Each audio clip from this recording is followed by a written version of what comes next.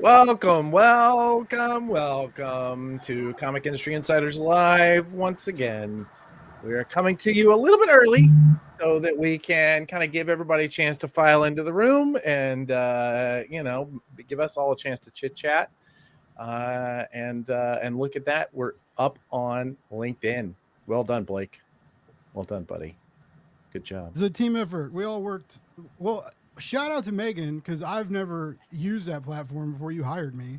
Yeah. So I was, and it was super creepy, or not creepy. It was kind of terrifying too, because you were like, "Look, you're doing great on Facebook, but here's the deal: LinkedIn's totally different language." And I was like, "What does that mean?" So Megan, taught me how to LinkedIn, and it's been going well. Like we're getting engagement, we're getting views. Yeah. People are searching for Prana. There you go. Yeah, it's cool. That's what it takes. That's what it takes for those of you who are joining us now. One person in the audience. Hi, whoever you are. Feel free to jump into the chat. Let us know you're here. We'd love to hear from you. Oh, it's Marvin. Marvin Wynn. How you doing, buddy? We see your name all over the place. It's good to see you. So we're starting this every week. We do a live show where we talk about industry insider stuff. We've started doing this this sort of pre-show banter to kind of get everybody warmed up, and to let people fall into the room and to kind of get ready to go. We will go live. We'll officially start the show with some semblance of professional production at 2 p.m. Eastern. So that's just in 13 minutes. So how was everyone's Batman Day? Did anybody celebrate? How did you celebrate Batman Day? Megan, I know that you had to have done something. Of course. I went to Dreamers and Make Believers in Baltimore because they have a coffee bar, so they had themed drinks. They had the screen up, so all the different times were for different customers to come in. So early in the morning was Lego Batman and Batwheels. Most of the day, for the midsection of the day, was the animated series, possibly the greatest Batman adaptation on screen. Oh yeah. And then the evening was I believe the Nolan films. Oh, fancy. So they did a great job planning it out and having things ready for everybody all day. And then since it was the 20th of the month, they had their special roll the D20 for a discount as well. So great job, Sam and Melinda. I love Miranda. And little Harley Quinn loved it too, because the tiny human dressed up as Harley. Aww. Loves the theme. It's funny because I've basically been living at Dreamers and Make Believers for the last week and a half. And on Saturday, I chose to go the other direction and drove to Third Eye. Yes. Another great shot. Yep. Let's add to the stage somebody who is actually probably doing something on Saturday. Hey, Shannon. Hi. Just a couple things. Let's see what's going on in your whiteboard here. What are we planning? Anything good? Oh, we have every Sunday, we have Sunday Crafternoon, which is just open self-guided stuff for people to come into our classroom and make art. And we recently, because we have we're doing a zine fest this weekend. We've had zine supplies on the table as well as collage supplies on the table every week. So we had to explain like how you make, the little one-page zine. So the folding paper trick is on the board, and then there's like examples of what a 6-page comic could look like as well. Man, I just moved to a town where I legitimately have a really great shop locally. He's many of you would know him if I said his name. I want to encourage him to follow that Dreamers and Make Believers and that Bat City model of giving me something to do on the weekend. I think that would be, congratulations. Thank you so much for doing that. Yeah, it's fun, free thing for people to just come in and do, and it gets people into the store, but it also gives families especially something to do that doesn't cost $100 for the family to go out and do it. Yeah, exactly. Oh, we had Brian there for a moment. Look out. Awesome. What else is happening? We're going to be talking about DC. We're going to be talking about Sparkle Pop finally getting their hand slapped. What else is happening in comics that you guys we're not going to be talking about? We got another 10 minutes. I know that we're talking quite a bit about local comic shop day, and IPG. We have a guest from IPG is coming on. Very cool. Joe, you went to a super secret conference. Can you talk about did. that? Well, yeah, actually, I'll tell you. So you're talking about Batman Day. I did play hooky and went to a great comic book shop. I was in Santa Fe, New Mexico, for a Dent of Future conference. But yeah, I played hooky and I went to Big Adventure Comics, which is in the part of town that George R. Martin owns everything essentially, and that was really cool. Stopped by his bookstore, Beasley Books, picked up a couple signed things. But yeah, Big Adventure is a great shop. Like if you guys are in Santa Fe, New Mexico, stop by, say hi to Kevin and crew. I picked up. Speaking of zines. One of my favorite things to do is pick up some local zines when I'm traveling. I picked up it's called the Orbit Drive-In. This is a bunch of movie reviews. And then also picked up my other favorite thing is when I miss something by someone who I love. Kevin had this on his staff picks, the Bowling with Corpses by Mike Mignola. It's awesome. As a dude who's been like super hardcore into Hellboy for whatever 20 million years, it's just him doing a bunch of random like folk inspired stories, and it's super great. So I just want to publicly thank Kevin and company for that's awesome. Stocking such a great job. And Rob Guillory and I signed a bunch of books. So they had a bunch of shutters and ringsides and chews and farmhands. So thank you, Kevin. That was my Saturday. Right on. Yeah. I would ask you what Rob Guillory's doing, but I know we're going to be talking about something Rob Guillory's doing very soon. So yes, correct. Kind of save and tease that. Brian, welcome to the pre-show banter, buddy. How you doing? Hi. I'm sick. Yeah. Oh no. Yeah, good times. It's been a while since I've gotten sick, but I've got my son had a cold a couple of weeks ago, and I apparently have it. So I'm living in that first couple days fog where just everything hurts and sucks and fun. Well, thanks for joining the show anyway. I definitely appreciate it. We've been talking lately. There's a project that Joe and I are working on where we are talking about the things that happened in comics that no longer happen in comics. Right? Maybe, or magazines, stuff like that we just don't see anymore. And so I personally have started trolling anytime I see like a $1 bin. I started trolling for old comics and looking through them for inspiration, stuff that doesn't happen. Obviously, there are things like the, the old magazine sales, like Grit, that kind of thing. You don't see that in really much anymore. Still being published, by the way. I found this out recently. Grit is still being published. Yeah. Crazy. It's sort of more like that I love about old romance books is all of these like acrylic nail ads. I don't know why we stopped advertising acrylic nails in comics. I think I think it absolutely should be. It's a ripe market for it, is what I'm saying. I think the bigger question is, why did we stop making romance comics in comics? 100%. About that all the time. I actually was at a party on Saturday with a bunch of normies, and one of them had just read Cavalier and Clay because she was working on the opera for Cavalier and Clay that's going on right now. And we were talking about, I was just kind of giving her a little brief history on the history of comics and why, right? How we lost all those great crime and horror books and how it all came about because of those stupid congressional hearings. And that set us back for decades in trying to do stuff for everybody. So, yeah, it was always shocking to me. But I mean, come on, we just don't have enough. We don't have enough ads about acrylic nails. It's just not there. We don't have. It's not romance. We don't have question. Oh, sorry, Kyle. I was gonna say we don't have questionable athletes selling leather goods on the backs of books anymore. See what's great is so. There's this Eric Powell book about exactly what you were just talking, The Seduction of the Innocent, Dr. Wortham, who had all those Senate things.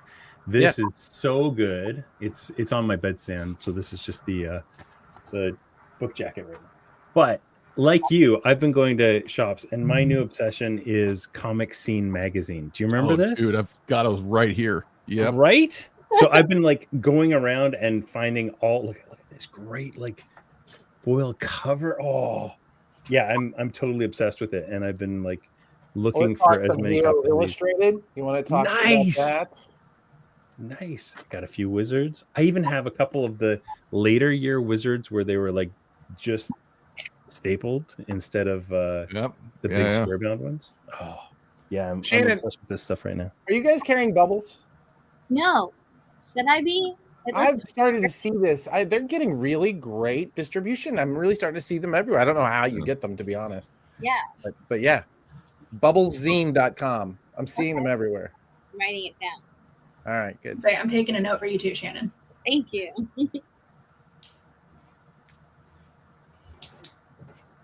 Yeah, anyway. I love it. It became like a swap thing. Like, look what I got. Look what I got. I know, right? That's the best part. I have old toy preview magazines sitting right here. Oh, right on. Look at those Simpson collector items on there. Action figure digest, like comics review. Nice. What I love about this is that everybody who we're talking to right now is within reaching distance of where we are. Yeah. Well, for reasons unknown, I turned this shelf into my comics magazine shelf. So level 2 is all wizards from like 1 through 75. And then the top level is like everything from comic scene. I've got or media scene. Remember this? Jim Steranko. Nice. Oh, that's awesome. Have you not seen this? You've never seen this? Jim Steranko published the comics newspaper. It started off as like just comics, then it became media scene. So this one has like. The fuck are you talking about? I'm sorry. You've never seen this. Yeah, you're 11 minutes in. Okay. Can I advocate for It's a awesome. Zdarsky Zdarsky Comics News? I'm just throwing that out there. I will start advocating for that. I don't know. We'll see. I personally, I did pitch Steranko, and I said, listen, you know who Uncle Baby Billy is? Yeah. Yeah. Real person actually in but Steranko is all over Cavalier and Clay. He is that magician, right? He is that escape artist. Yeah, it's yeah. And I think you're talking to the right people about a feature for Steranko. We've got about 3 more minutes. If you are in the chat, every one of those Steranko mags was awesome in so many ways, says Jeremy. Yeah. Jeremy, I might need one if you've got any in your in-house. You're gonna let me know. They're killer, dude. Yeah, we'll talk more later. Yeah. One more modern suggestion. This one just started coming out. Dummy. I don't know if you've seen this. No. Love Dummy. Issue kind of on bootleg, Mickey Mouse bootlegs. Another one on Pee-wee's Playhouse art. So it was like Gary Panner and Kaz and stuff like that. Yeah, it's pretty awesome. That was so good. That documentary with about Pee-wee's Playhouse is amazing. Yeah, I know. I'm saying, Jeremy, I know you every time you get one they sell. If you get one, you let me know. That's what I'm trying to say. Just let me know when they show up. Jeez. Gosh, that's show and tell for today. Once again, this is just a pre-show banter for our live show for Comic Industry Insiders. Just an opportunity for everybody to kind of get into the room before we start light this candle and really start looking like professionals who have a lot of information to present, including Shannon, who's going to talk to us about local comic shop day. So please do stick around. We're going to go live in 2 minutes. Did any retailers see pushback over the whole like Jimmy Kimmel thing with just people were canceling their Disney trips and they were canceling their Disney Plus subscriptions, and it actually kind of made a difference with ABC seems to have kind of pulled back on it. I'm just curious if people saw that with like Marvel Comics. I didn't personally, but I'm wondering if anyone else did. I didn't. Yeah. I don't think people like made that far of that much of it. Yeah, I could do a 5-hour podcast on this particular topic, as it is one of my special interest autism topics, is how TV media works. But I can tell you that they're actually not the same company, which is really fun that people think they are. Oh, Disney and Marvel is what you're saying? Disney Television and the Disney that runs Marvel are actually subsidiaries of a bigger company. Gotcha. That is Disney worldwide or whatever. Like it's how the one company owns every cookie company, but they're all different cookie companies. Yeah. Gotcha. So, but awesome. That's what was interesting is like sometimes people go to the top of the umbrella, right? Not just the bottom. So yeah. But yeah. All right. Well, let's light this candle. Thanks so much for everybody for jumping into the pre-show. We got a show to start, and that start will happen.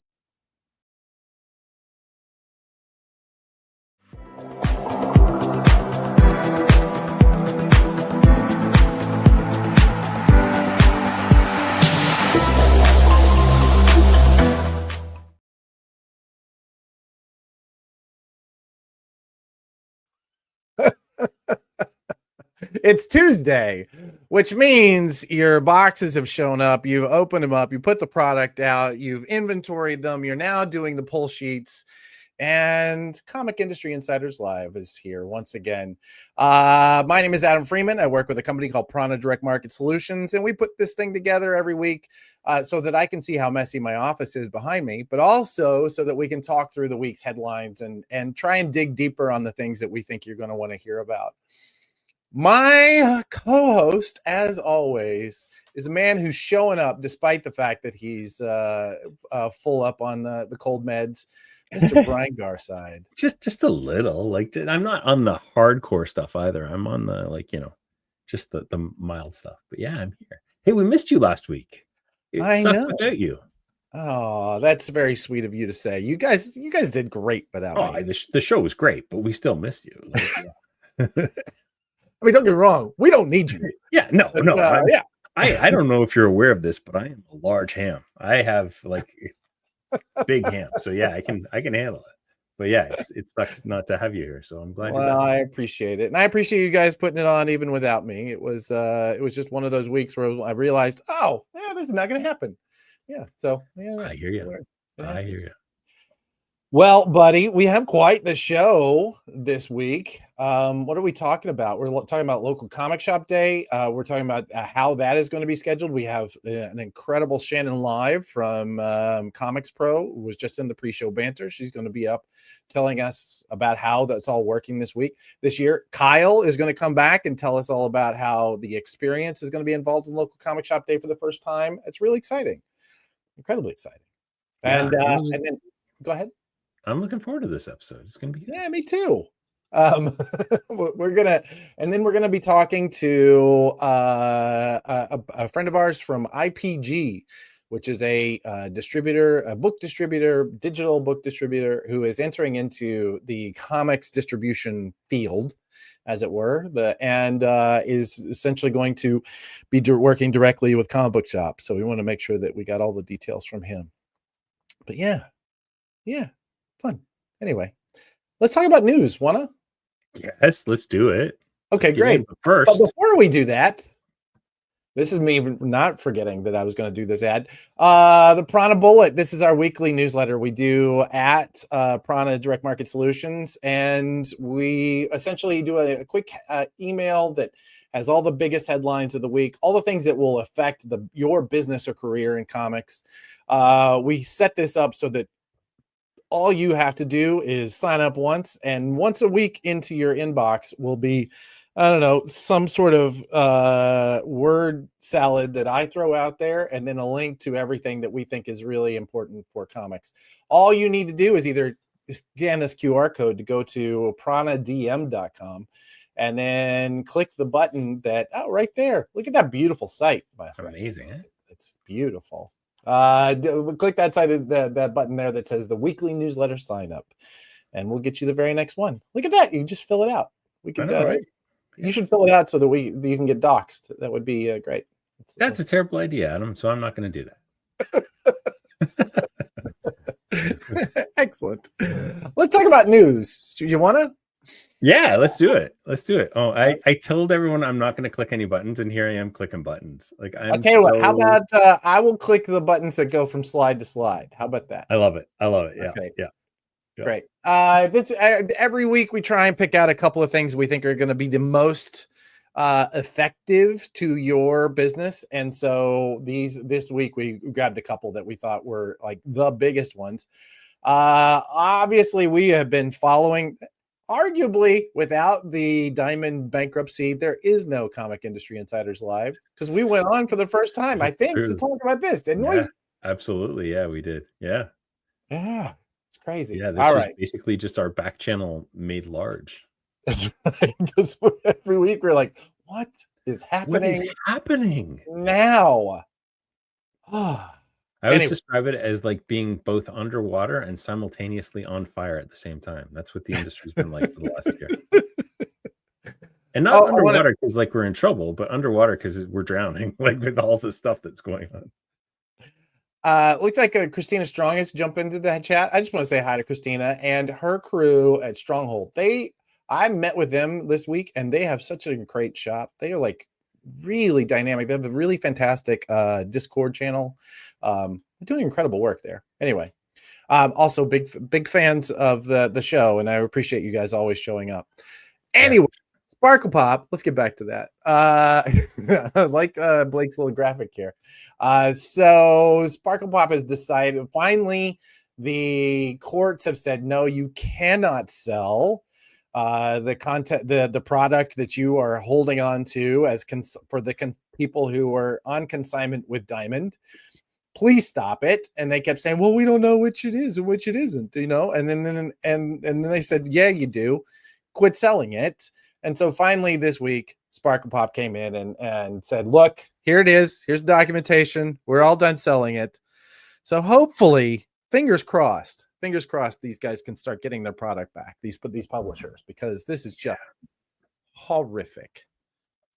Yeah, it's been interesting, especially like being on the retailer side of things and seeing the liquidation sales that are going on at Diamond, and how much of it was obviously, you know, Marvel and not DC, not Image, but there was a lot of Marvel and other product on there that was fairly recent too. Yeah. Scary. And then they just kept going, you know? Yeah. Anyway. Yeah. All right. What are you I see you pulling up something here, but no, but yeah. No, I was actually just looking at this whole thing that's on the website. Oh, okay. Just curious. Just basically what it is. Sparkle Pop finally went, okay, fine. Yeah. We won't sell it anymore. We weren't going to give you any money anyway. So, well, exactly, right? Yeah, exactly. Yeah. All right. Next up, our friends at DC had a week. This has been an incredible week. We just talked about in the pre-show banter. Saturday was Batman Day, which is great. Anytime you have a calendar, you have a character so big that you get your own holiday. I think that's great. They just announced that the new Batman book they sold out of a 500,000 copy print run. Sold out, and are going to second printing out of 500,000 copies. Yeah, it's insane. It's just nutty. It's wonderful that we're in that space right now. Also, I spoke to yet another retailer this last week who told me that they are, again, another 25-year store, 25-year-old store, said they're 30% over last year. I keep hearing these. Yeah. The stores are just killing right now. Yeah. Absolutely. Yeah, we're doing really, really well. And it's a lot of new faces too for us. Like, it's people I've never seen before that are coming back to comics, that's always exciting. And starting comics. Like, we've got a ton of high school students, and at some point I'm going to do my my street team episode that I want to do of this show, but not today. Yeah, we talked about that. I'm all for it. I think that's going to be great. I want to get that sort of ground level, because we talked about how there's an entire generation that is just now starting to go into the workforce that grew up on books like Dogman and Smile. You know, and like this generation is finally coming to play, and we're seeing that. I think we have another 5 to 10 years of this kind of growth, and I'm so excited for it. We also saw them solicit even more of this incredible compact line, and people are starting to notice that whenever DC puts out something in the compact line, there's a good reason for it. Yeah. So keep an eye on how many they come in. You know? Yeah, absolutely. And absolutely. They want everything because they've never seen it before, right? I mean, I was just talking to somebody about how you go in. This is a retailer who had been a retailer during the late 90s and early aughts, at the same time I was as well. How somebody would come in and they would get excited, and then suddenly they're just consuming everything that is comics related. They want to touch, and you get them on a vein of stuff, and they can't keep going. I will say this, however, DC doing such an incredible job does lead me to wonder, where is our friends at Marvel? And like there's like a lack of buzz about everything. So they're about to do another Age of Apocalypse thing where they stop all of their X titles and start a whole new storyline. Like, it literally starts this week. And that is not news. Nobody cares. And we lost significant numbers of Marvel, of X-Men people from the regular series to these. Like, some of these new books, I'm seeing 2 and 3 subs, and I'm going a little heavier on them because I think they'll do okay. But also, Marvel stuff does not sell off the shelf for me very well. It sells the subs, and that's kind of it lately. Like, it's been really weird. DC over time will sell, like, I will sell 10 or 15 copies of something that I have 10 subs for. If it's interesting and, you know, a new number one. Marvel, Spider-Girl, I think I sold 2 copies. Like, yeah, it's really, really weird right now. That is so crazy. Even stuff like Predator versus the Marvel Universe, which I thought would sell really, really well, because Aliens versus Avengers sold really, really well. Barely trickle. Like, it's weird. It's so bizarre. And I don't see much media support for any of the Marvel titles. I'm not seeing a ton. Like, DC does a really, really good job about talking about stuff and making a communication, like a conversation happen around it. Yeah. James Gunn is bringing it up on his podcast every week, right? Like, and yet Marvel, I'm not seeing the same kind of energy there. Yeah. Curious. It's curious. Makes me wonder what they're building in the background, because I feel like as a company, they've always been it always seemingly has been important to them that they be the lead in circulation over, you know, DC being, you know, leading, I guess, in profit. Like, they've always seemed to be a little more concerned with whatever the bottom line was. But, like, you know, Marvel's, their goal has always been to out circulate everybody. That's why they do so many covers, and they continue to build. We've seen that over and over again when we look at the sales data. So that's one DC thing we should mention, is that DC has really, really dropped back on the 1 in 25s. I noticed that just this week, like, I didn't get one for Absolute Wonder Woman, and then when I was doing my FOCs, there were like no 1 in 25. So they're reducing their covers at the same time other people are kind of increasing the covers. 100%. Wow. All right. Oh, this is heartbreakingly true. The Star Wars relaunch has fizzled. Like, I think we went from 25 to 10 subs, and we auto subbed everyone, and they just dropped it. Pulled it off.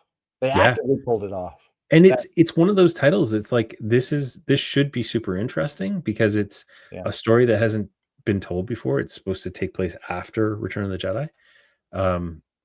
Again, like, where's the marketing support for this?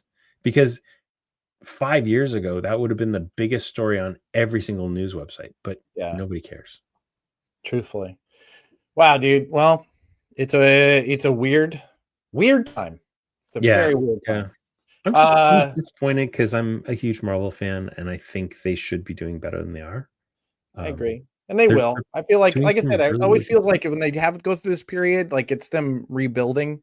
They're rebuilding something. Yeah, you know? I hope so. And if nothing else, DC has shown them exactly what they can, how to rebuild, how to, you know, focus on content first, right? I think that's one of the strongest things they did. All right, we are going to lose our next guest if we don't move on. So let's do it. Local Comic Shop Day is coming up. It's this weekend, right? Yeah, Saturday, September 27th. It says right there in the graphic. Excellent. This is once again, we talked about holidays. This is a holiday that has been designed to get people into their local comic shop. We, you know, here at Prana and at Comic Industry Insiders, we love comic shops. Obviously, they are crucial to the work that we do. And we think obviously have much more intrinsic value than even other brick and mortar stores, because of that weekly habit that brings people in, that reinforces relationships, gives you that third place to be. They really are kind of magical and wonderful and deserving of our support. Our next guest is someone who not only lives that life, but also works towards building up the entire system of local comic shops. We've had her on the show before, and she comes to us from Bat City Comics in Florida, and the board of directors for local comics, or for Comics Pro, which is very involved in a local comic shop day. Ladies and gentlemen, Shannon Live. We all pushed the button at the same time. We did it again. everybody. And I was like, I'm everywhere and nowhere all at the same time. Welcome to the show once again, Shannon. First off, how was Batman Day?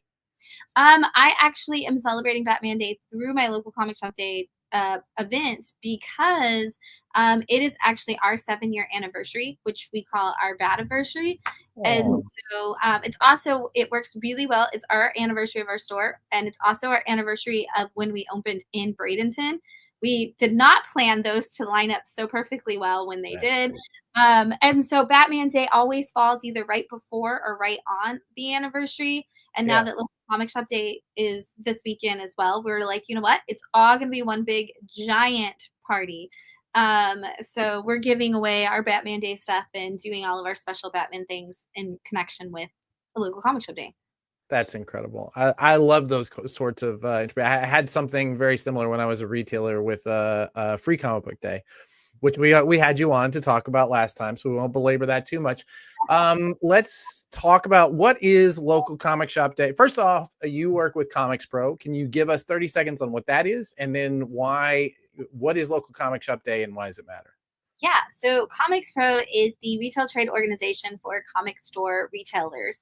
And it is an organization that basically provides advocacy, training, and education. It has networking opportunities, availability, so many different things. We are basically just giving that unified voice for the industry and trying to make sure that we never feel like we're on an island. Because as comic shop owners, everybody here can talk about the feeling of feeling like, am I the only person who understands these problems I'm going through? I mean, we laugh because we just hired an employee and she's like, none of my friends are off on Mondays and Tuesdays but me. And we're like, yeah, welcome to comics. So right. You're going to never find friends who are off Mondays and Tuesdays. It's unfortunately now we are your only friends. I'm so sorry. And so it's that thing. Like, I don't know somebody else who understands all the different aspects of the job, but that's one of the best things about Comics Pro is you can make friends who have those experiences, who maybe figured out how to find something to do on a Monday with friends, like something like that, but also just continue to advocate for the industry and just help it all move forward. Rising tide raises all ships, and Comics Pro is here to help do that. As for local comic shop day, Comics Pro actually founded local comic shop day in 2015. It is a day to celebrate exactly what you said, Adam. We're here to celebrate the fact that comic book stores are that third space for the community, that we are building something that people can come to and just find themselves in, find those books that speak to what that self looks like, find those friends who they can hang out with while they're doing it, and just be a pillar in the community, especially in times like now, like we just said. We're talking about there's so many people pouring into comic stores, and it's not just the content, it's also the space that's pulling people into them. It's because if it was just the content, they could read them online, right. But they're not. They're coming in. They want to have that conversation.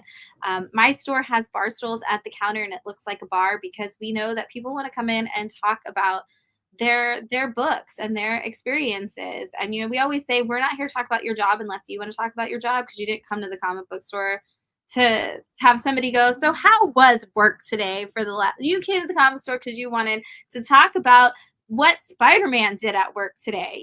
Like, you talk about what happened in Absolute Batman and what Absolute Catwoman's going to look like. You wanted to talk about Buried Long, Long Ago from Mad Cave and whether or not you're going to sleep tonight. You want to have all of those conversations, and that's what the comic shop's for. And we're building that, and so many people are building that internationally. That local comic shop day is like, how do we talk about the community, not just the commodity, but how do we celebrate that community that's being built? Then we honor local comic shops and we bring people into them to show them, hey, if you haven't been here before, it's been a while since you've been here. If you come here every day, the space is here and we're having a party.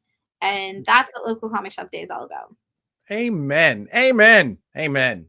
We've talked so much, especially on this show, about how during an age where, as you said, the interaction with the content is completely different than the interaction with the community. And the content itself is not really enough for us, because digitally, I mean, at the end of the day, the last thing I want to do is stare at a computer some more. Yeah. You know, we're all of us living on a screen. Like, it's the having that opportunity to go in, to be in a third place and you know, touch and talk about and interact with the things that you're nerdy about that are not work, and they're not family, and they're not like paying the rent and, you know, your taxes, you know. Oh yeah, that's wonderful. I thank you so much for doing it. So what do the stores get? What is it that's being provided this year? Yeah, so Local Comic Shop Day always has a fun level of awesome exclusives. And there are stores can choose which ones they want to carry. You know, it's kind of like Record Store Day, and that you can go in and you might find that like rare variant edition of something. We do not have Taylor Swift's new album available for Local Comic Shop Day. I'm sorry, couldn't make that happen. But we do have a ton of different things, and we actually have some really great sponsors. Our gold sponsors this year, who really went just like above and beyond for stores, were like John and Quarterly, Drin Productions, Marvel, Oni Press, Scholastic, Wattpad. There was so many. They just got so many cool things that they were giving to stores. So some of those first like 100 to 200 stores that registered got even extra bonuses.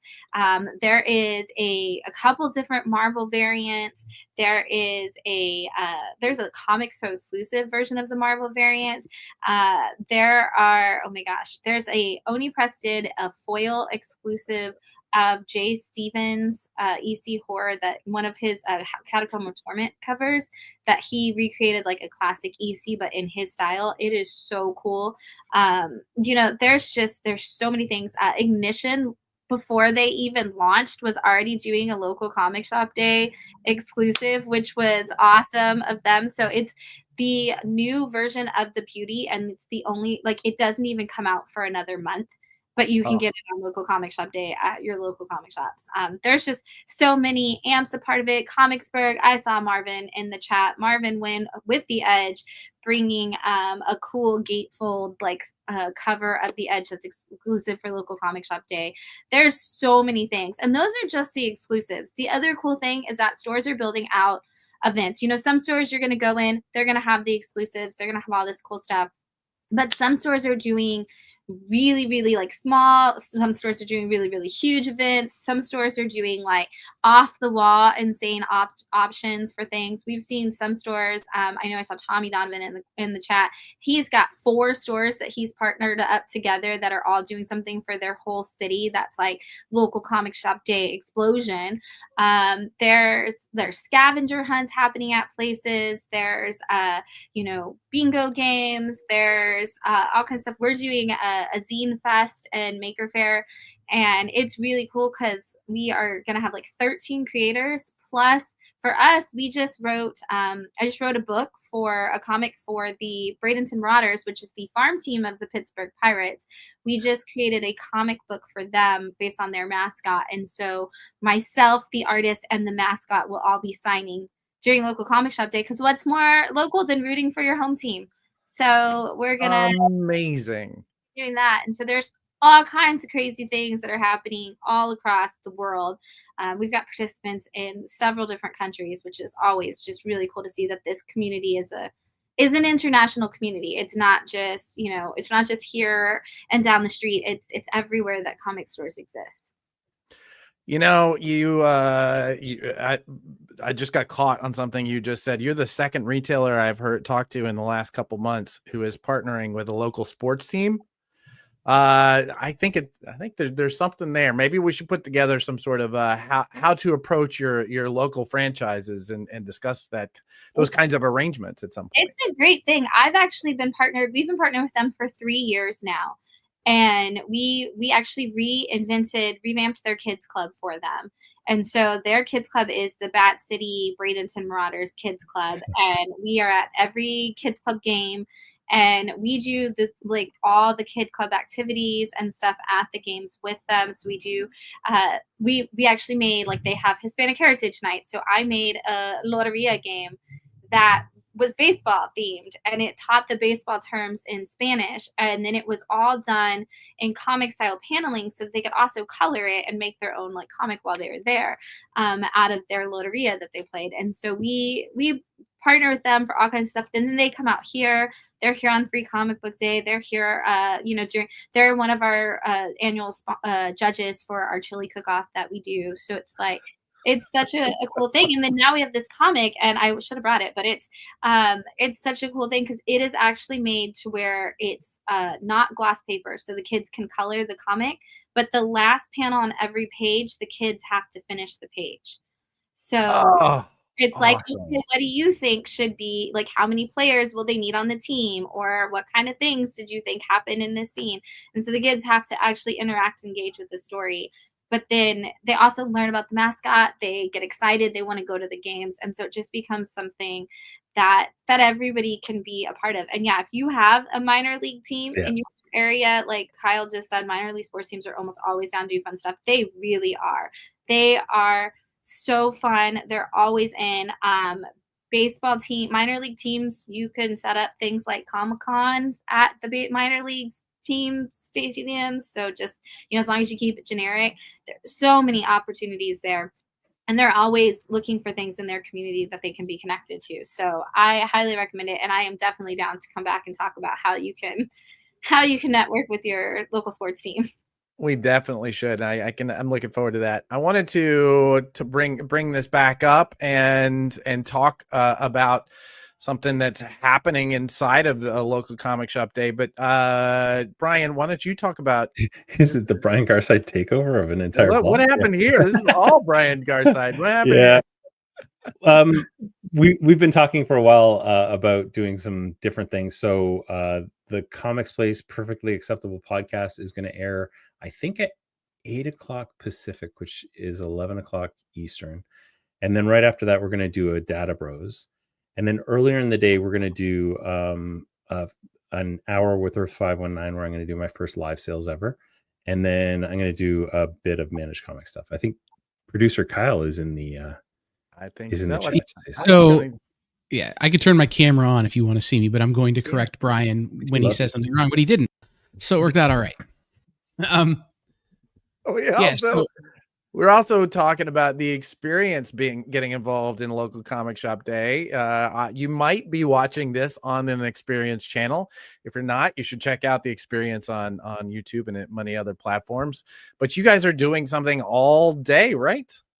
Yeah, I mean, it started off as a bigger idea, and then it got smaller, and then it got massive. And so it's like anything you do with comic retailers and publishers, everybody waits until they know what they're doing before they tell you what they're doing. Yeah. And so in the last week, it has gone from a kind of big but small event to a colossal event. We've had almost 40 retailers pop in and send me videos, send me commercials, send me stuff from their shops. We've got 1, 2, 3, 4, 5, 7, about 10 shops participating live on the day, and more coming. I'm trying to work out an entire special stringer to be in Richmond to go to all the Tommy events, to all the shops that Tommy's organizing. I have a stringer in Houston, going to a bunch of shops in Houston. Nice. I'm working on, more people to just go visit. And here's what's cool. Here's what's going to be cool about local comic shop day. That's nothing I've ever seen done on comic book YouTube. We will have a call and text number where fans can contact the broadcast directly and tell us what's happening at their shop. So if you're a fan and you go into Shannon's store and you're like, hey, there's no line if you want to meet the mascot from the Bradenton baseball team, you can text in and we can shout you out live on the air and direct people to these local comic shop events. Cool. So that'll be fun, but we'll have Lee Heidel will be joining us. Torma is doing a bunch of doing 2 shops. He's going from Third Eye up to Dreamers and Make Believers to join us. Trish Forstner, Brian's doing a thing. Jen King will have Josh Starnes from Amp Comics on, and we'll be doing some live sales. We have the streaming premiere of Shopping for Superman. That's really cool. We're going to be talking about shopping for a new Superman here in a little bit. But before, I know that we did promise her that she would be out at this time. So I just want to take a special moment to say we all wish that we could be Shannon alive when we grow up. Yeah. So, thank you, Shannon. Thank you for joining us. Thank you for doing the work that you're doing. And we're looking forward to yet another really great local comic shop day. So y'all keep it up. Please hashtag local comic shop day 2025 or hashtag LCSD 2025. Tag the local comic shop day Instagram, Facebook, and We Are Comics Pro whenever you're at these events, whether you're a store retailer or you're somebody who goes to the events. Please tag us. We want to see all of your pictures. Thanks for shouting it out. Thanks, Kyle, for all the stuff the experience is doing. We're so excited to see how this goes. And thanks, Adam and Brian, for having me. I got to go teach some kids how to make comics now. Yeah, fun. Have fun with that. All right. Awesome. Thanks so much. Thanks. Bye, everyone. All right. And thank you, Kyle. Looking forward to Saturday with all that you're doing. And we are still trying to figure out how we're going to participate. So we got 72 hours, man. We're going to work it out. That's like 10 years in comic book time. That's right. We've done so much in 72 hours. Thank you, buddy. Really appreciate it. No problem. Awesome. Let's start talking about our next guest, who was so kind as to join us on our podcast this week. We recently heard about a new group entering into the fray of distribution, and essentially we want to bring on someone from IPG to discuss the fact that they are distributing now to comic shops. And when we reached out, they said, well, how about the CEO? So, I mean, I guess so. Hi, Joe. Welcome to Comic Industry Insiders, and welcome to being a comics industry insider now. Well, thank you. Yeah, I'm not really set up for podcasts here at my desk in Chicago office, but I hope I sound okay and look all right. I'm a little pale here with the light. Listen, we've had so much worse. True. And some of it was us. Very true. Well, thank you guys so much for having me. Yeah, it's I have a lot to learn about the direct market, about comic book selling and shops. I get to meet all you folks that are in the trades and the book shops, the comic book shops, the publishers. So it's an exciting time for me. That's wonderful. I mean, really, really appreciate you doing this. And obviously, there's there's definitely an opportunity for many other people to come into this, like the diamond vacuum that has led, as you've started to look at the disruption that the diamond bankruptcy had. How much of that weighed into what you're doing, and as an outsider, what did you see in the comics arena? Yeah, I mean, what crazy times. Diamond had the monopoly forever. They were untouchable. Yeah. And then we saw the big guys, Marvel, and go out, and I saw them reducing staff.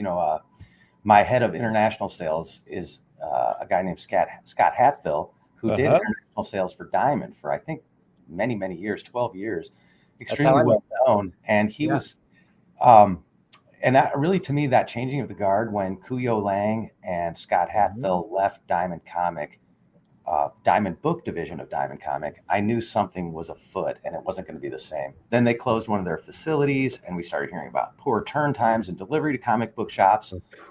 For us at IPG, we've always just been a trade book distributor. We have every kind of publisher in every genre. We're like the little big guy or the big little guy in the industry.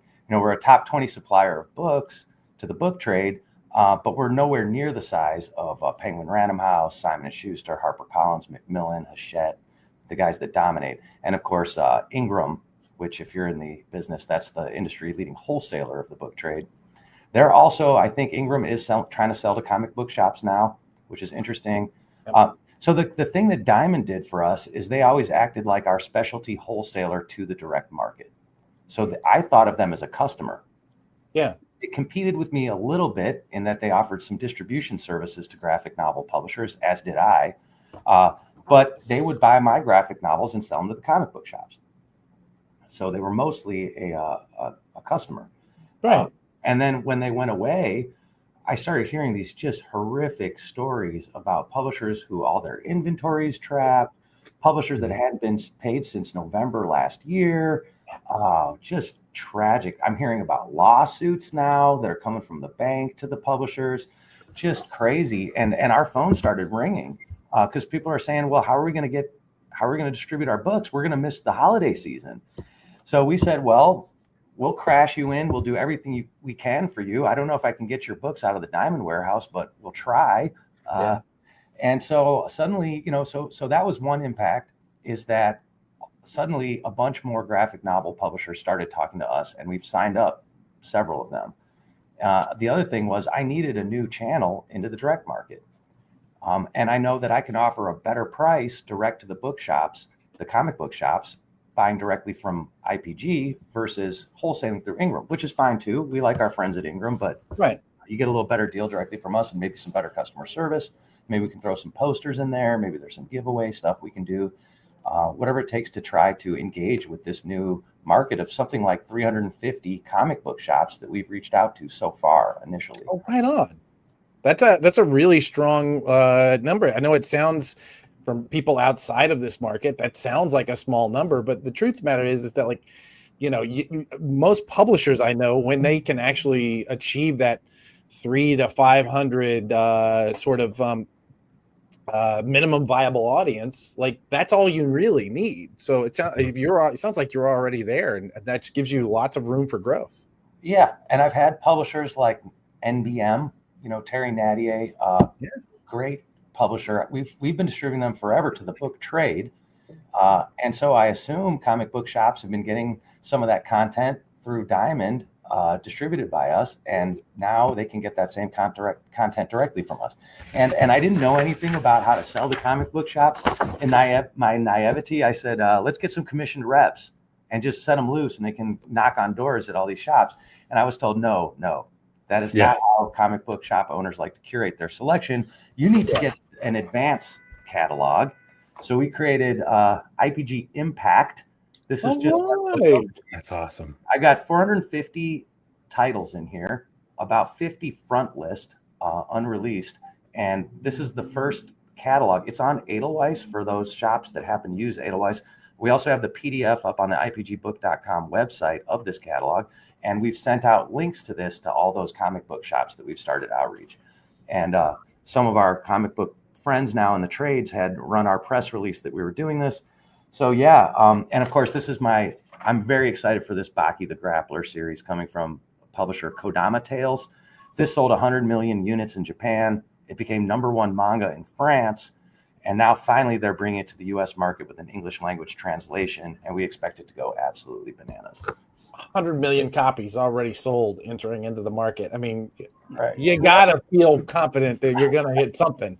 Right? There's something about this Baki the Grappler. I have a 14-year-old daughter, and the boys that she hangs out with, like, you have Baki the Grappler. One of the kids was wearing a Baki shirt, and that's when I knew, okay, we're onto something here. Where do we find that catalog on your site? If you go to the catalogs up at the top, I think there's and then you'll just see it right there. If you scroll down just a little bit, there she is. Oh yeah, there it is. Yeah, look at that. Perfect. Right, this is new. We're going to try and do this quarterly, but I'm also going to have a drop-ins bundle. We've got so many new publishers. Awesome. Thank you, Christina. We've got so many new publishers signing up right now that I can't even say their names because I'm in red lines of contracts. Yeah. And I'm going to crash those titles in and try to save Christmas for these publishers. I'm going to break all the rules. You're supposed to give Amazon 6 weeks of lead time. I'm going to give them like 5 minutes of lead time, but we're going to get everything up. We're going to get everything organized as best we can, save Christmas for these publishers. And that means I'll have to do drop-in inserts for this catalog, just announcing the stuff we pick up between now and January 1st. Then we'll do another one. And I expect this to stick. I stand on my soapbox and I talk about how the tribes of publishing have all come together. There used to be a Christian book market separate from where we lived, which was the American Booksellers Association, which was the main bookstore trade. And then there were the comic book folks out on their island. There were the academic publishers on their island, the university presses that would sell to those college bookstores. But those stores aren't doing great. The Christian bookstores all closed. Comic books are now more and more looking like bookstores, and we're sort of meeting in the middle. I think it's a fascinating time, and I think there's just one publishing industry now, And I don't think we're as fragmented as we used to be. Yeah. And I think if there's going to be, in a small town in America, if there's going to be one bookstore, it needs to be selling manga and graphic novels and everything else that the community needs. And likewise, towns that can support a comic book shop, well, great. There's a ton of products on our list, not from our comic publishers, but from any of our publishers that might cross over into that store. So tell me just quickly, because I feel like we didn't really hit it hard enough. What is IPG? What does it stand for? How did it come together? And like, how big is it now? Sure. Yeah. So Independent Publishers Group. Okay. It's a DBA where actually our parent company is Chicago Review Press. Okay. And, that's what our pay stubs say. And that was a publishing company founded by my parents back in 1971. What? Yeah. Wow. That's a family business. That's awesome. Yeah. And so they were both professors at Northwestern University, professors of literature. And then they had a little bookshop in Chicago in the Loop. And then they went on to publish a few books. One of the very first things they published was called Prairie State Blues. And it was Japanese poetry translated, set to scenes of the Midwest. And a guy showed up at our offices maybe 10 or 15 years ago, and he said, I'm researching the first graphic novel ever published in America. Did you guys publish this book? And he's got a copy of Prairie State Blues. And sure enough, that's our book. And he says, you're the first graphic novel ever published in America. What? Isn't that weird? So the publishing was going okay until, famously my dad tells a story. He calls up Books A Million and says, I'm ready for my sales call to show you my new list. And he said, I'm sorry, sir, you are too small. We have moved to national buying. The era of the chain stores had arrived. Right. And suddenly if you were doing less than 100,000 in annual sales to these chains, they wouldn't get you a meeting in the office. So my dad looks around and he finds this group of 6 publishers called Independent Publishers Group that had gotten together for exactly that reason, to get to the critical mass, to be able to get the meeting. Yeah. And it was run by some guy in his 80s who played tennis all day. And my dad wound up buying it for nothing. And sure enough, every publisher suddenly needed a distributor. And that distribution piece of the business grew 15% a year for 15 consecutive years. How many in those 15 years, how many publishers are you representing now? Well, so now we're 53 years old. That's the old history. We represent a couple of hundred. I hate the question, how many publishers do we distribute? Sure. Because we've got publishers who have, haven't published anything new in 10 years, people who are kind of fading away, companies that are consolidating. It's difficult, but I would say we have about 200 really good independent presses that we distribute. And that's in every genre. From academic and professional to trade, children's, Christian, atheist, comics, and everything else, graphic novels. We really have a very eclectic list. And the reason why we exist is the same founding principle, that an alliance of small publishers together can act like one big publisher. And we can get the meetings at Barnes & Noble. We can sell to Target and Sam's Club. We have thousands of open accounts. We field gift reps that call on the gift market, and we have 3 permanent showrooms for the gift market around the country where buyers go in and scan right off the shelf into an order form. And then, of course, in-house, we have about 20 people that do our sales and marketing to the trade. So yeah, a lot of commissioned gift reps, commissioned indie bookstore reps, and then our in-house sales team. And then we have agents and reps around the world for those publishers that want to use us for international sales. And you have one of the best international sales guys I've ever met. So Scott's good dude. What was the name of that book you said was the first graphic novel? Prairie State Blues. I could Prairie State Blues. Yeah, I'll send you a blurb about it or something. Please do. If you are in the somebody behind the scenes here for us, go find a copy of that, because I think we need to make this a collectible. The first graphic novel that was published in the U.S. We're going to drive the value of this book up. All right, this is happening. I think I've got 3 copies in our archive on the 3rd floor here of the building. So, well, I think we're gonna do our best to make sure that that's your retirement right there, my friend. That's incredible. Oh, here it is. Look at that. Only $203. Oh my gosh, I could retire on that. No. This is far too low. We need to get this. Look at this. Oh, I'm going up. Right? All right. soon as I'm off of here, I'm going on to eBay. So I don't know about the rest of y'all. All right. Let's talk about the terms that you have for direct market comic shops now. Can we pull that up? I'm about to. There we go. And look, we didn't want to, we had this big debate internally about what kind of terms to offer. And we were hearing that some comic book shops really like Ingram's returnable terms. Ingram's offering a returnable term option. So we thought, all right, if stores aren't sure they want to take a risk on an unknown publisher or author or series, fine, try it at no risk. And if you don't like it, ship it back and we'll credit you in full. That's how the book trade works. But then we also wanted to give an option if you like those diamond comic type terms where you're buying at 50% non-returnable. In both of these, we're offering free freight. So you can be 45 discount free freight, or you can be non-returnable 50 free freight. And then as a sort of first time buying from IPG bonus, we're giving you an extra 3% off on your first order. So you're at 53 free freight all day, or you're at 48 free freight all day. And we're going to be generous offering credit limits to these stores, opening up initial, we just really want to get in and see what we can do and fill this gap that got left behind by Diamond. So yeah, call us up. I know that I've heard that the comic book shops love to get on the phone. Sometimes that's tough at IPG, especially this time of year. I encourage you to email us. And I have this woman, Eileen Schrader, that's our head of special sales. And she would be the person to have a one-on-one conversation about your shop and what we can do to accommodate you. And tell me what I'm doing wrong. We're trying this and we're trying to be flexible, but if we're not doing something right, we want to hear about it. Well, I can tell you from vast experience that comics retailers love telling you what you do wrong. So you're going to get plenty of that. Christina, we had this from Christina. We also had Marvin earlier on ask how to sign up for distribution. Marvin's a small publisher. How should people who are looking for distribution come contact you? Right. Well, so Scott, even though he's our head of international sales, he also is very familiar in the comic space. So if you know how to you can always get in touch with Scott Hatfield and start a discussion. But really the sort of generic email for us is distribution@ipgbook.com, ipgbook.com. Distribution@ipgbook.com. Every week we look at that. We have a serious discussion. We have no size requirements as a distributor, which is unusual. That is unusual. My dad just said, just don't do business with jerks, do business with smart people that are passionate, give people a chance. So we're a little selective about what we sign up. It's not always going to be a perfect fit. I have to be careful because I can't bring anything in that's a direct competitor or something we already sell.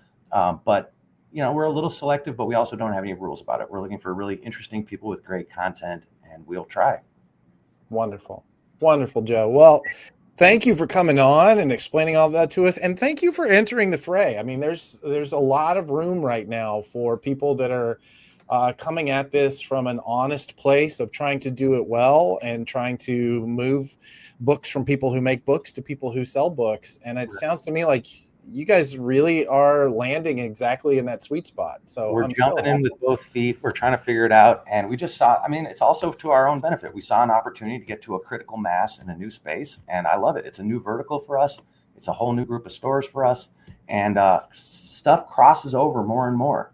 I distribute for Penguin Random House UK here in the US, and they have books that will slide in. Bonnier UK will have books. International publishers are going to have little things sometimes. And so, and I know what comic book shops want, which is cool stuff. Yeah. And sometimes that's even outside of the genre of manga or graphic novel. So we've got plenty of that. I do have one more very specific business question, and feel free to dodge this one if you need to. But when Scott Hatfield brings you an expense report, does he have like a per diem for his bar tabs, or do you just have to Look at that. Yeah. He gets an unbelievable number of drinks for free, I've noticed. But yeah, no, that's Scott, very true.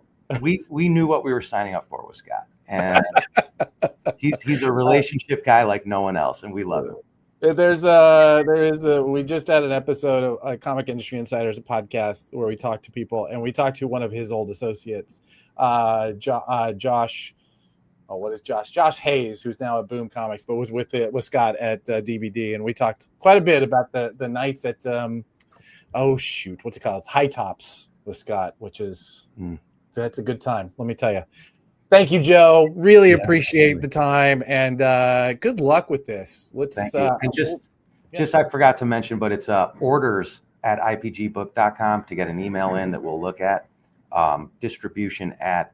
And then I want to leave you guys with some contact information. I want you guys to have Eileen's contact so stores could go straight to a real human that's really managing this campaign. So I'll make sure to send that out. Wow. Excellent. That is, you know what? That is impressive, and is exactly the kind of thing that is going to make the difference for comics retailers, because it's a relationship business, right? Yeah, it sure is. Yeah. Yeah. 100%.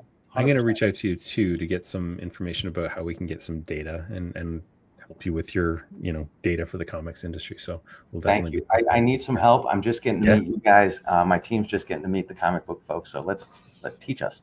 Absolutely. Yeah. Awesome. We're here for it. Thank you, Joe. I doubt that's the last time we'll be having a conversation like this. So awesome. I loved it. All right. Excellent. Thanks for coming on. Bye-bye. All right. Man, you know what? The thing about this, it's just one more example of the opportunity that shows up from a disruption like that bankruptcy. Yeah, absolutely. That bankruptcy happens. It feels like everything is going to be circling the bowl soon. And what do we do with our lives? But no, it just gives everyone else an opportunity to step up and do something even better. Absolutely. You know? Yeah. Oh. Yeah. And that's the big thing, that like everything wasn't perfect before either. Right. So it's not like we had this perfect model and we can just say, oh, just do exactly that thing. No, there was huge problems in the industry, and those problems are slowly going away. They sure are.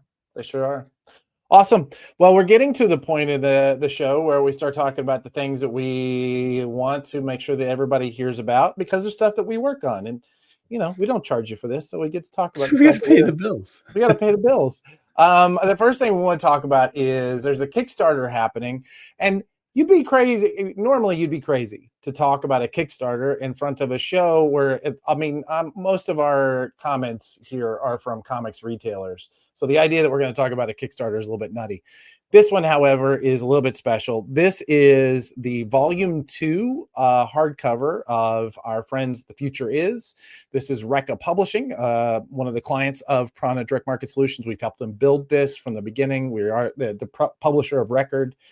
The Volume 1 hardcover was how we launched the company, and we sent this out. That's a different one. It's a different hardcover.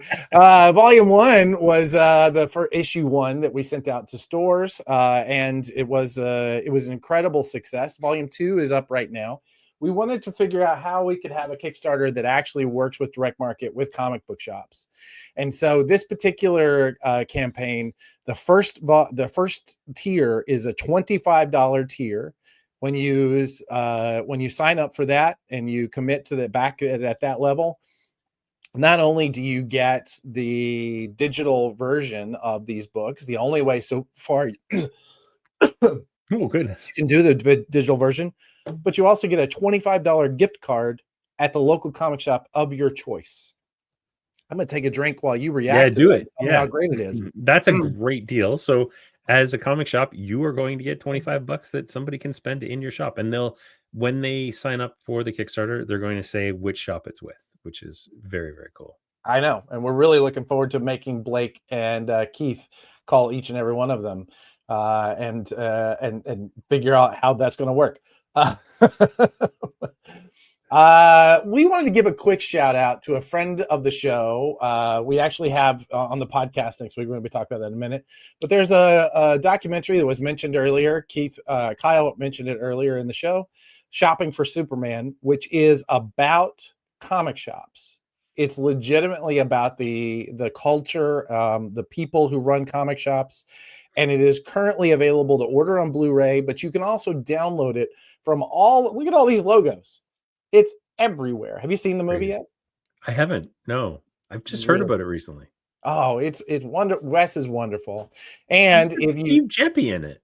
Yeah. It's got Kevin Eastman. It's got Derek Robertson, Dan DiDio, Chris Claremont, Kyle Higgins, Jim LaFood. Like it's It's the whole Scott McCloud, Cardangelo from Earth 2 Comics. Like, that's crazy. Wow.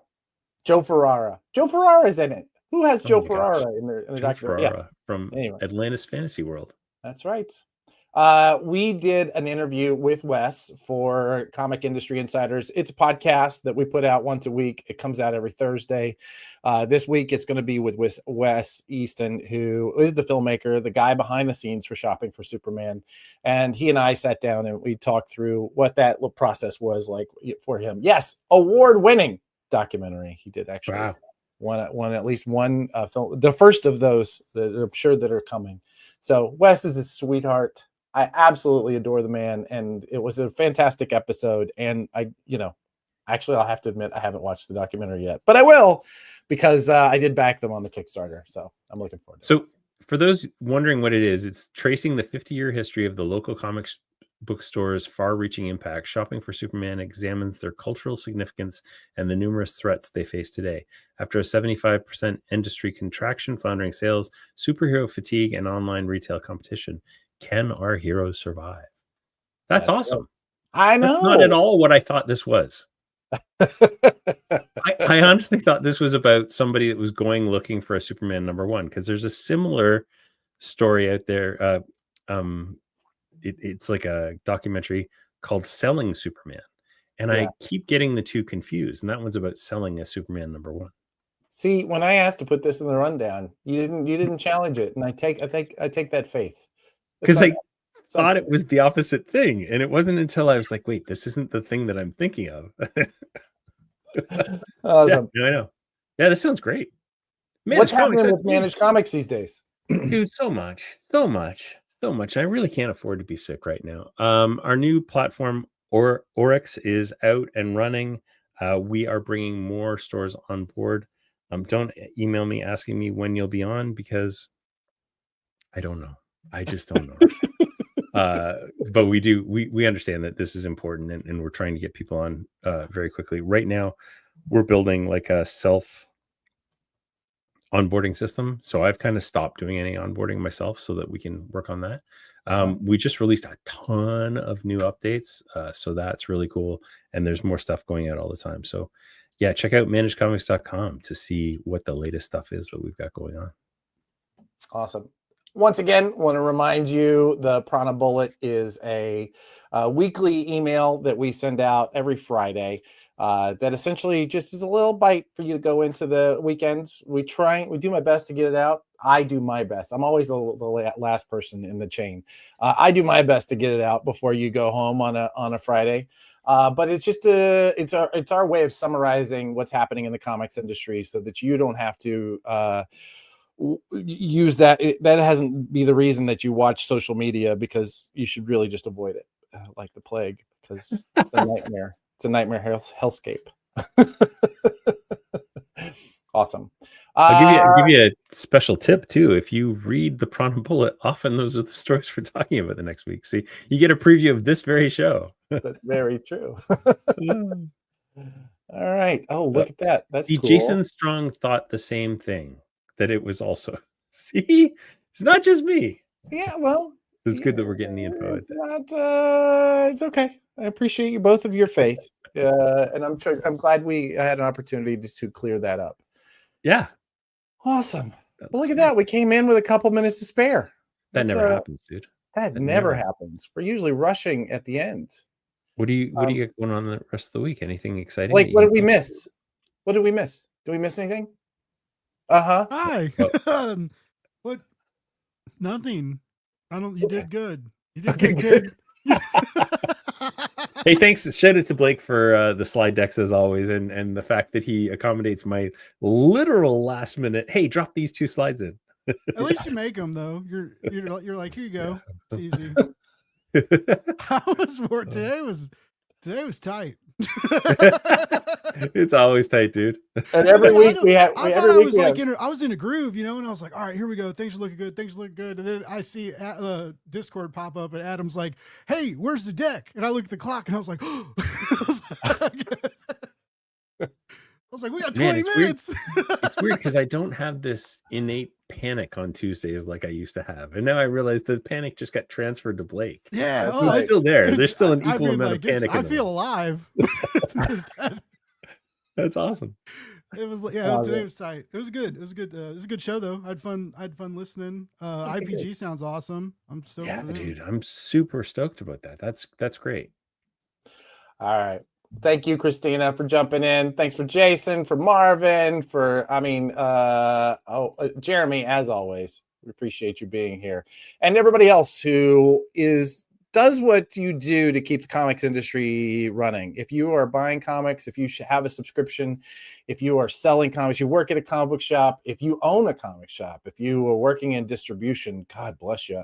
If you're a publisher, all of us together make something that's really special and gives us all something to do. And frankly, the three people on the screen, we're not much good at anything else. No, so we thank you for keeping this up for us.